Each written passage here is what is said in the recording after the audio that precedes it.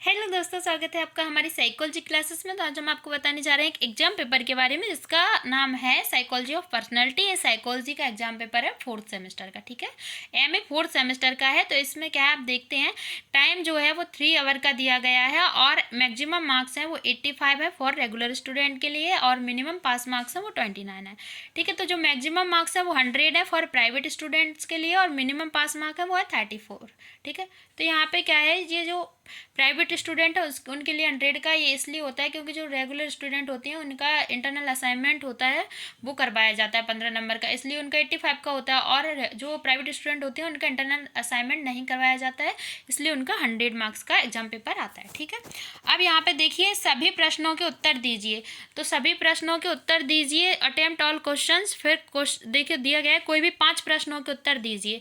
अब यहाँ पे क्या है, देखो सभी प्रश्नों के उत्तर दीजिए वो इसलिए कि देखो यहाँ पे जैसे क्वेश्चन नंबर 1 है, फिर यहाँ पे देखो उन्होंने इसमें रोमन गिनती में लिखा हुआ है 1 2। ठीक है, तो अब यहाँ पे देखिए जो इन्होंने लिखा है सभी प्रश्नों के उत्तर दीजिए, वो इसलिए कि आपको जो एग्जाम पेपर है उसमें जो शॉर्ट आंसर टाइप और लॉन्ग आंसर टाइप जितने भी क्वेश्चन है उनके सबके आंसर देना है, इसलिए कहा गया। ठीक है, तो अब यहाँ पे देखो दिया गया है कोई 5 प्रश्नों के उत्तर दीजिए, अटेम्प्ट एनी 5 क्वेश्चंस। देखो फिर इसके जो बाद लिखा हुआ दिख रहा है 5 × 5 = 25। तो ये है कि एक नंबर 5 जो एक क्वेश्चन है जो आपका शॉर्ट आंसर टाइप है, लघु उत्तरीय प्रश्न बोलते हैं इसे। तो जो 5 नंबर का है तो पाँच के आंसर देना तो आपके 25 नंबर के हो जाएंगे।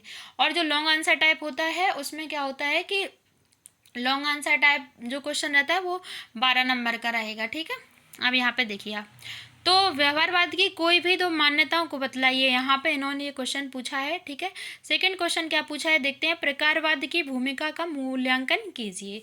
तो यहाँ पे इसके बाद फिर उन्होंने नेक्स्ट क्वेश्चन क्या पूछा है आल्पोर्ट द्वारा दिए गए कार्यात्मक स्वायत्तता के प्रत्यय को समझाइए।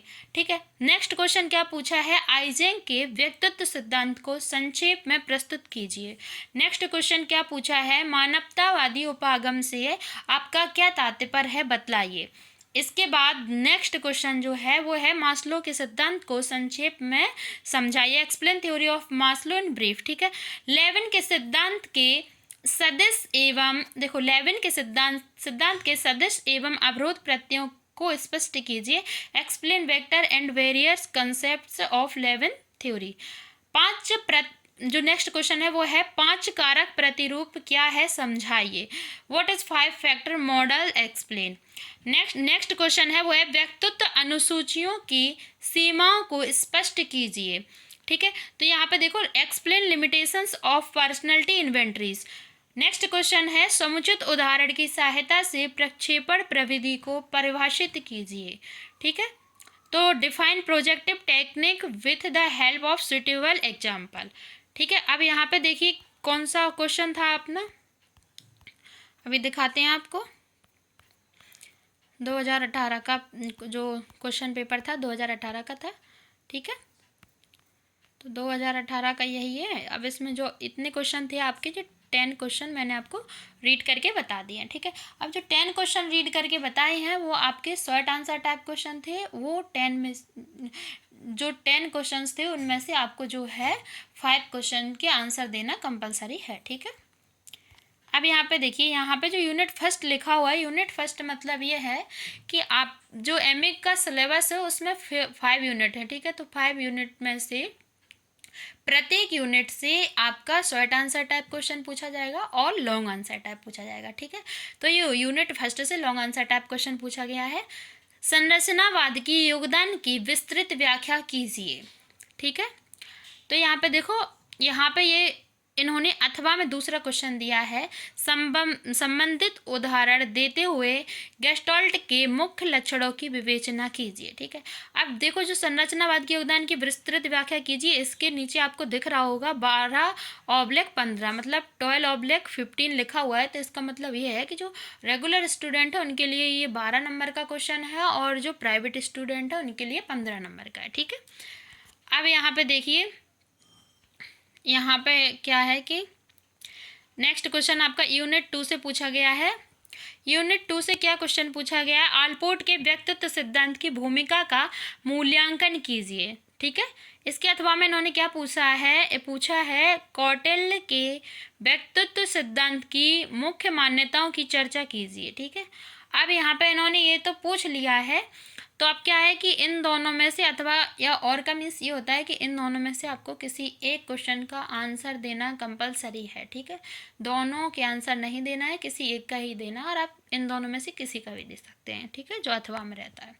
अब देखो यूनिट थर्ड से कौन सा क्वेश्चन पूछा गया है, रोजर्स के सिद्धांत में दिए गए विभिन्न प्रत्ययों की विवेचना कीजिए। ठीक है, इसके अथवा में जो क्वेश्चन है वो पूछा गया है व्यक्तित्व में मर्रे के योगदान को स्पष्ट कीजिए। ठीक है, तो explain contribution of Murray in personality.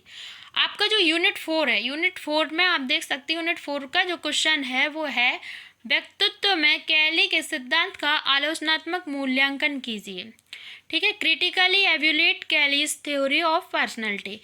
अब यहाँ पे जो अथवा में क्वेश्चन है वो है कोर्टलेविन के क्षेत्र सिद्धांत की विभिन्न मान्यताओं को समझाइए। ठीक है, तो इसके बाद जो क्वेश्चन है वो है यूनिट 5 का। यूनिट 5 से क्या क्वेश्चन पूछा गया है देखते हैं, और इस एग्जाम पेपर का ये लास्ट क्वेश्चन है। तो लास्ट क्वेश्चन है और लॉन्ग आंसर टाइप क्वेश्चन है। तो यहाँ पे देख सकते हैं क्या पूछा है, समुचित उदाहरणों की सहायता से व्यक्तित्व अनुसूचियों के उपयोगों की चर्चा कीजिए।